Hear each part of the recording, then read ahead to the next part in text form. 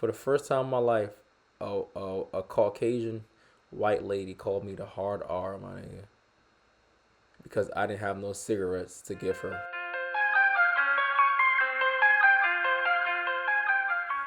Yo, it's your boy BJ from Bro. Welcome back to another reaction. We're about to get started. The bad ASS black soldiers that terrify white America by Black Stories Untold. Make sure y'all tune in and subscribe to their channel and subscribe to this channel. I can't lie, I haven't been on Twitch in a little while. I just going to work, coming home, eating, going to the gym, coming back home, eating, taking a shower, and coming on here to do one or two reactions and try to edit them a little bit and post so I can have them up by the next day. That's what I've been doing. That's my schedule as of right now. So I haven't really been having time to stream because I've been coming home and just doing this shit a little late, my nigga. But it is what it is. Still gonna get stuff done though. Hope y'all enjoy the vibes. Let's get into it. It's the American frontier, 1866. White America had just survived a civil war that nearly tore the nation apart. They thought they could control what came next, including 4 million newly freed black people. They were wrong. 4 M's. In July of that same year, something unprecedented happened. Congress authorized It's kind of so crazy how after all these chat, and you know the other day some lady called me the hard R. For the first time in my life, a Caucasian white lady called me the hard R, man, because I didn't have no cigarettes to give her because I don't smoke cigarettes. I guess she was homeless or something, and she asked me for cigarettes, and because I said no, she said it's because you're hard R. That's why I don't have no cigarettes. And what I did nothing. I just laughed at her because you can't even afford to buy cigarettes. I couldn't afford to buy cigarettes if I wanted to. Like, I could go to the store right now and go buy 4 packs of cigarettes if I really wanted to, but I don't smoke cigarettes. So you're just mad because you can't afford cigarettes, you bum ass. Of the first peacetime all-black army regiments. 6 regiments of armed, disciplined, Buffalo federally backed black soldier. soldiers. But these weren't just any military units. They Rasta. were about to become one of the most feared and respected fighting forces in American history. Men who would earn a name that struck terror. So what happened to them then? Like, what happened if they was the most fierce? Like, what happened to my strong black soldiers? Where did they go? We need them. To the hearts of races across the frontier. The Plains tribes called them Buffalo Soldiers. Buffalo Warriors as fierce soldier. and unstoppable as the sacred buffalo. What happened next was so extraordinary. Yo, chat. Be a buffalo. Don't be a cow. Buffaloes go through the storm. Cows run from it. If you got a lot of emotions going on, don't run from your emotions. Walk through them. Put them on your back and deal with them like a buffalo. Don't when you start feeling down, you try to run away and try to hide yourself and try to mask it. No, deal with your issues head on like a buffalo. Buffalo soldiers. Ordinary that white officers would literally quit their commissions rather than command these men. These regiments were led by men like Charles Young and Henry Flipper, and they would accomplish something that had never been done before. Forcing racist America to respect black military excellence. It's kind of crazy how, like, black people were like, it's kind of crazy how there's so much instances in history that literally shows us that black people can and have the ability to be strong when they're together. Whenever you hear back in the days, you always hear Black Panthers, you hear Buffalo Soldiers, you hear Civil Rights Movement. It's always a group of black people being strong, solving problems. Black Wall Street. It's always a group of black people, you know, just together doing something. And one of the main reasons why we can't do nothing right now is because there's no unity in the community. Literally. Everybody got beef. Everybody ops. Everybody scared of this, scared of that. Nobody want to mess with each other. Everybody got opinions of each other. Everybody hate on each other. Everybody moving fake with each other. It's a whole bunch of BS in the world now. Everybody, they got people's brains is indoctrinated by whatever else is going on in the country. taking over. People not as strong. People weak. You know, it's like there's no unity in the community, bro. So like it's really hard and tougher to solve any of these social problems or economic problems because it's hard to. It's not impossible. Of course, not possible. It's just harder to get the group on the same wavelength to operate. Like, boom, we doing this. You feel what I'm trying to say? It's This a is lot the of fear story now. I think it's always been fear, but it feels like it's more fear now for some reason. about soldiers who turned the uniform into a weapon of resistance. A story about black men who became America's first park rangers. In 1866, Congress creates the first peacetime all-black Army regiments, the 9th and 10th Cavalry, and the 24th and 25th Infantry. For black men, It's kind of crazy. Cause I really didn't know that Buffalo. Like, I knew the Buffalo Soldiers was real, but I didn't know. Like, I'm learning right now. Like this is the Buffalo Soldiers. Like when Bob Marley said Buffalo Soldiers, like he's really talking about them. But he's probably also talking about. I would assume he's talking about them. slavery, this was like hitting the lottery. Steady pay of $13 a month when most black folks were making pennies.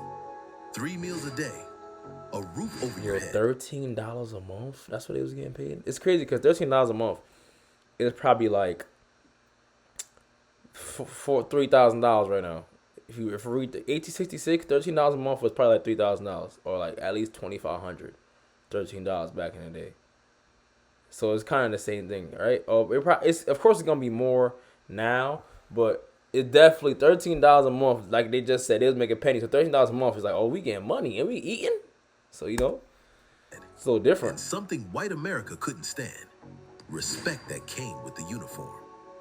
These weren't just jobs, they were paths to dignity in a country that had spent centuries denying black people basic humanity. The Army offered structure, purpose, and most importantly, weapons, backed by federal authority for the first time. Imagine. It's kind of crazy how hard people had to fight for us, just for me to be able to even go around, just me be able to do my job around other white people. Somebody had to really fight for that.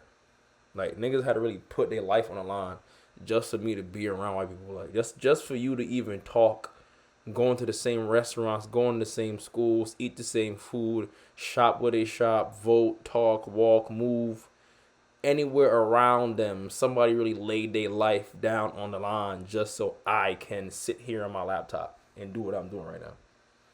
It's crazy, bro. Like, just think about, like, yo, someone really had to go through hell and back just for me to work right now. Just for me to have a good job. Somebody was really out there fighting, putting their real pain behind me. They don't know who I was. They didn't even think about what they just trying to make stuff good for, people after them. And they didn't even care if they had a pass away, go to jail, or none of that. They was like, yo, we doing this for the kids, for the next generation and generation and generation, to the point where, like, it's crazy. I'm sure if Martin Luther King or what's the other guy named Malcolm X could see, or people that was a part of that era could see, like, yo, like, we did all this stuff 200 plus, 100 plus years ago, and now I'm seeing these same people, the same kids, making tens of thousands of $1,000,000 by just talking on the internet, making tens of thousands of $1,000,000 by just being funny, making tens of thousands of $1,000,000 and having the ability to now teach these people that were oppressing us, or now they're over these people that was oppressing us. It's so crazy, bro, of how, like, far we've came.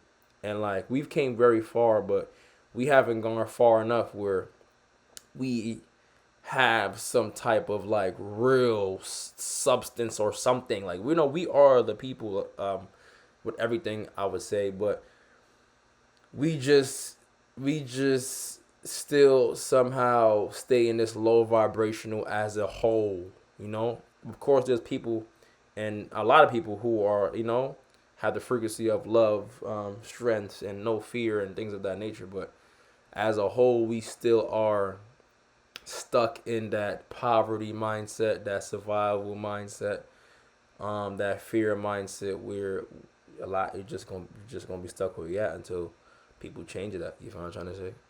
And all I wanna say is shout my nigga Young Don Reacts. I've been watching Mad Young Don Reacts, and he's really inspired me to let's open my palette to YouTube videos I watch and open my brain up to new things. Shout my nigga Young Don Reacts. No cap. That's a W nigga right there. He even inspired me to start doing reactions again. Shout my nigga Young Don. Black men could walk tall, armed, and legally protected. But white America was not having it. White officers literally quit rather than command black troops. Some took demotions just to avoid leading these regiments. George Armstrong Custer, yeah, that Custer, refused to command black soldiers even though it cost him a promotion. The Army responded by sending these black regiments to the absolute worst, most dangerous, most isolated posts they could find. The Wild West frontier, where survival wasn't guaranteed Wild West. and backup was days away. They got the worst equipment, leftover Civil War gear that was falling apart. Their horses were broken down. Their saddles barely fit. And watch, still somehow they still was super strong no matter all that. Cause people think that when you got a little, you gonna stay there. But once your brain is strong, bro. Once your brain is strong, somebody could give you a penny, you make 100,000 out of it. Somebody could give you a rock and you make fire, nigga. Somebody could give you a piece of paper and you find some way to use it damn, what way I want to use it. You find a way to use it into a certain way where it can help you or help people around you with a little piece of paper. Like, you feel what I'm trying to say? So it's not about what you got. It's about what's up here, bro. Because you could have nothing and make something out of nothing. You feel what I'm trying to say? Literally. Like people in jail. They don't have much, but they still find a way to still live life, eat good food, be strong, and just overall have a better mental when they coming out. You feel me? It's all up here, bro. Commanding officers wrote angry letters about how these men were being set up to fail with trash equipment. The message was clear. We'll give you this opportunity, but we'll make damn sure you Make damn sure you fail at it. That's like the perfect way to put it.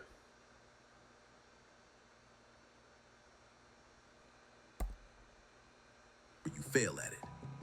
These soldiers had a choice. Prove the racist right by failing, or do something that would shake white America to its core. By the way, if you're enjoying the content so far, it would mean the world to me if you were to hit that subscribe button down below. I'm trying to spread these black stories to everyone, and I want each and every one of you to help out. Now, back to the video. Buffalo soldiers chose excellence as their weapon. Here's a stat that probably made racist heads explode. Buffalo soldiers had lower desertion rates than white troops, lower court-martial rates too. Despite being treated like dirt, they stayed disciplined and professional. Discipline is the key to all things, bro. Discipline will get you far in life. Look at the other day, the white lady called me a hard R. If I wasn't disciplined, I would have punched her in the back of her head and I'd be in jail somewhere.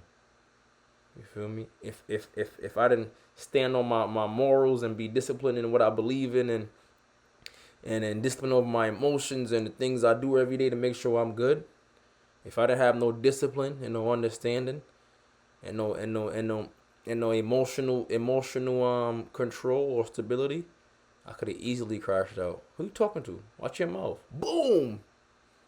Like I'm sure many people would have. But because I know what I got to lose and I'm disciplined in the things I do and how I move and how my brain works. You feel me? So discipline is always good to be disciplined, bro. It's definitely not the easiest thing to do, but once you learn to master it or learn to control it, you go a long way. They earned 18 Medals of Honor, 18. the highest military honor in was going America, crazy. given to black men that society said weren't even fully human. They protected mail routes through hostile territory when everyone else said it was impossible. They built roads, escorted settlers, and fought off raiders. They did jobs that white regiments failed at or refused to do. With bad Every equipment. victory, every mission. Mind you, with bad equipment and bad horses and no good leadership. Just them on there thugging. Completed. Every life saved was a middle finger to everyone who said black men couldn't be real soldiers. Their excellence wasn't just professional, it was revolutionary.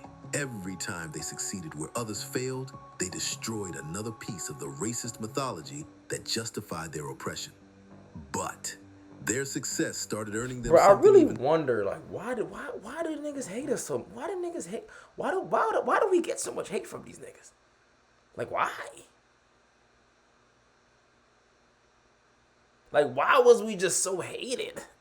like that shit is crazy. Like, I really want to talk to a person that's like the R word and really understand, like, why, what has a person done to you of color, not of color, but of brown person, melanated black person, whatever you want to call them. What have they specifically done to you for you to hold up so much hatred in your heart for them, for us? You feel me? Like, what? Like, what have we done to you? More dangerous than respect. Native American tribes they fought against respected them so much, they gave them the name Buffalo Soldiers. In Plains Indian culture, the buffalo was sacred, powerful, nearly impossible to kill.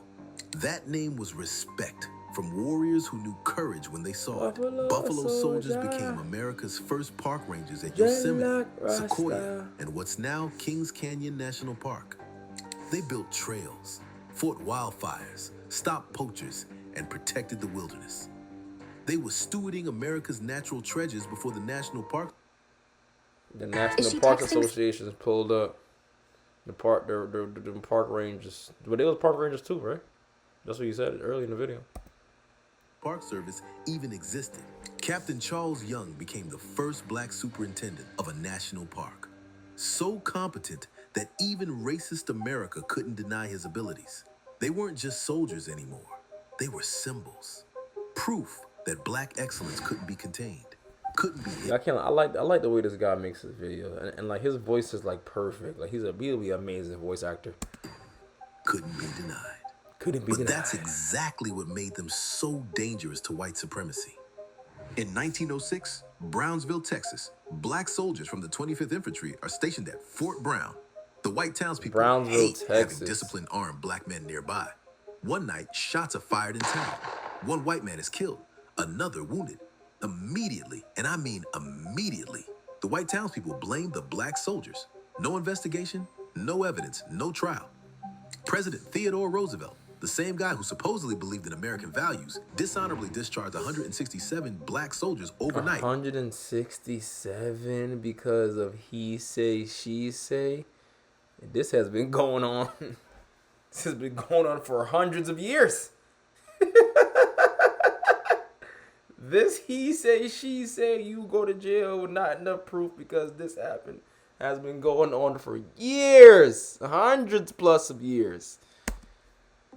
Without a trial. Nigga said no trial, no evidence because the white people said you did it, you did it. Evidence. Without basic justice. It's still going on to this day. 167 men. Some with 20 years of service. Some with medals for bravery. All destroyed by presidential racism with the stroke of a pen. The message was crystal clear. It didn't matter how well you served, how bravely you fought, or how loyal you were. In racist America, you were still a black man first. It's like a job. Same thing as jobs. I recently started working at a job as an adult. I know I've been entrepreneuring it since I was like 18 and really just on the ground. You feel me? So I finally had to get a job for of course reasons, nigga, money. So, and I've really realized that jobs, no matter how good of a worker you are, unless you have like a skilled, like a trade, then it really matters. But once you have a regular 9 to 5, it don't matter how good of a worker you are. It don't matter how respectful you are, how professional you are. Them niggas will pack your ass up. Pack your ass clean up. Does not matter. You know what I'm trying to say? You not getting no special treatment. You might even get hated on the better you are. which is crazy. The more you stand out, the more people hate you. Even though you're not trying to stand out, you're just being yourself. But it's just like that's how life works. That made you guilty until proven innocent. If the system would betray even its most loyal servants, black communities had to find new ways to fight back. Enter Charles Young, a man so competent that racist America had to conspire to stop him. Young was only the third black graduate of West Point, and from day one, he was marked as dangerous, not because he was violent, but because he was brilliant. Young served with distinction everywhere they sent him. He was a natural leader, spoke multiple languages, and had a mind for strategy that impressed even his racist colleagues. He advocated for his black troops, fought for better conditions, and refused to bow down to white supremacist expectations. When black soldiers had a problem, they had an advocate. When the military tried to hide their achievements, Young made sure they got recognition. He represented something terrifying to white supremacy. A black man who couldn't be intimidated, couldn't be bought, and couldn't be ignored. But when World War I started... It's crazy how nowadays there's so much black people that has been bought and that are intimidated by these white people. Especially when they get up in the ranks and they start getting that money. All them rich black folk, when they start getting up in them ranks, they keep that mouth shut. Young was about to cross a line that white America would never allow. Charles Young was in line to become the highest-ranking black officer in American history, potentially commanding white troops. And white America lost its absolute mind. They forced him into retirement under fake medical claims, said he had high blood pressure and couldn't serve. You know what Young did? He rode his horse 500 miles from Ohio to Washington, D.C. 500 miles at age 54? 500 miles on horseback. You understand it. When I drive to go pick up my son, I drive 60 miles. And it takes an hour and a half to hour 45 minutes to drive 60 miles. And I'm driving a car.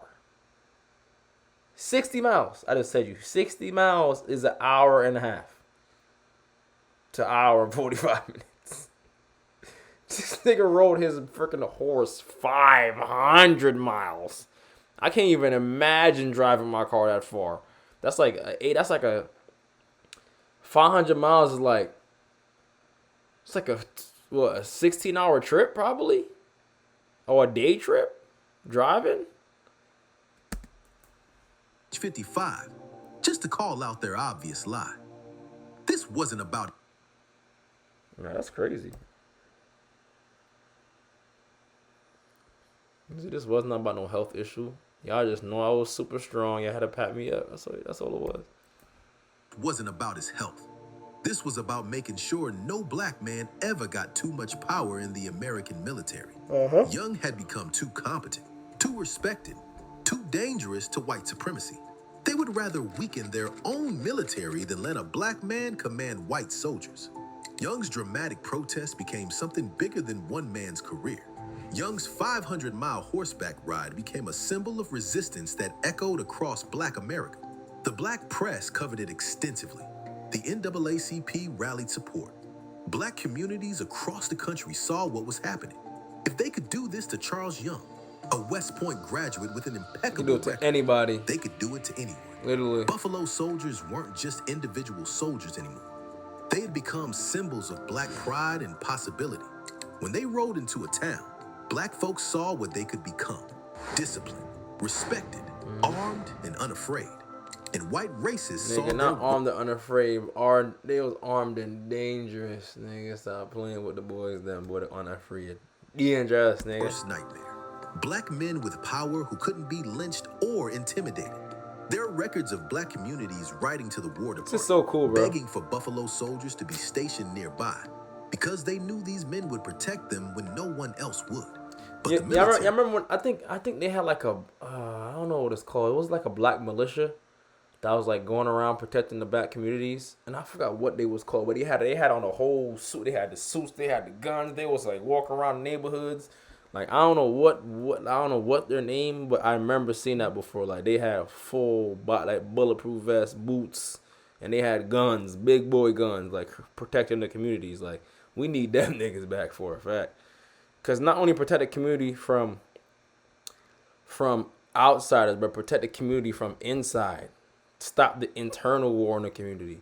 Cause a part of the biggest issues is the internal war in the community. Had other plans for these soldiers, plans that would test their moral compass. The same government that betrayed Buffalo Soldiers at home sent them to enforce American imperialism abroad. In the Philippines, they fought to suppress Filipino independence fighters. Against native tribes, they enforced the government's westward expansion that displaced indigenous peoples from their ancestral lands. Buffalo Soldiers found themselves in the impossible position of oppressing. It's kind of crazy how a lot of the time the only reason why white people are ahead is because they just use their brains. They're not stronger, faster, or like have more natural skills or genetically blessed. They just use their brains.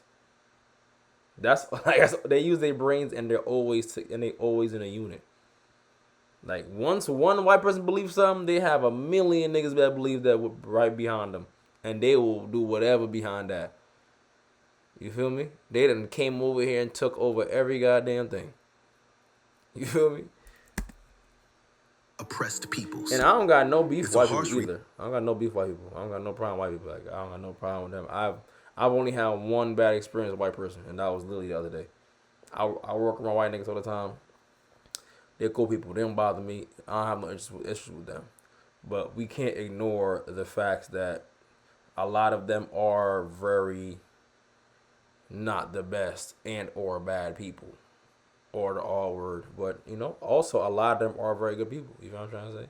So you can't say like, you feel me? Reality of how systems of power work. They'll use one marginalized group to control another. These men, who knew oppression intimately, were being used as tools of someone else's oppression. But here's what's remarkable. Some Buffalo Soldiers recognized this contradiction. In the Philippines, more black soldiers deserted to join Filipino rebels than from any other American units. They understood oppression when they saw it, because all lived it every day.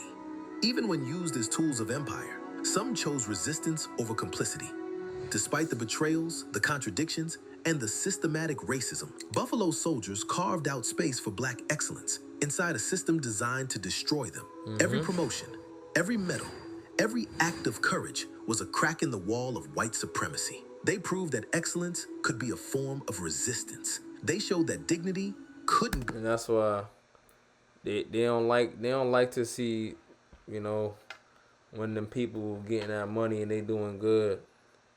They like to hear when people getting that money and promoting that violence. They don't really like promoting the good shit. They don't like when you get money and promoting your life and being positive. They want you to promote that drill music. You feel me? Be taken away, only given up. They demonstrated that armed, disciplined black men were not a threat to democracy, not were democracy's greatest defenders. These men didn't just wear the uniform. They redefined what it meant to be an American soldier. They served the country that hated them and fought enemies foreign and domestic, including the racism within their own ranks. Their legacy became proof that black Americans could serve with distinction while fighting the very system that oppressed them. The Buffalo Soldiers fought every enemy America sent them against, and the enemy America refused to admit existed: racism itself. They scared racist America because they showed what black people could accomplish. One of the biggest enemies in America is that right there. Armed, disciplined, unbreakable. One of the biggest enemies, if not the biggest. Their service laid the groundwork for military integration, civil rights progress, and every black person who would wear the uniform after them. They proved that black excellence couldn't be denied, no matter how hard white supremacy tried to suppress it. So the next time someone tries to tell you that black people didn't contribute to American history, remind them about the Buffalo Soldiers, men who turned oppression into opportunity, uniforms into weapons of resistance, and fear into respect. They were badass black soldiers who terrified white America by refusing to be anything less than excellent. And in doing so, they changed what it meant to be both black and American forever. Man, that's cool, man. You see, and things like this give people strength to know that, like, yo, we really was something before. Because some people think that we was always on the bottom. Like people really think that, like, but there's a point in time where we had real strength in numbers, and we had real power and real discipline and real money and real unity in our community. You feel what I'm trying to say? But and we could definitely get it back, but all it takes everybody, putting putting in the effort. You feel what I'm trying to say? But overall, great video. That was amazing. Shout out my boy Black Stories Untold. Hope you enjoyed the video. Your boy out. This is crazy how this is a 30-minute video to a 12-minute reaction.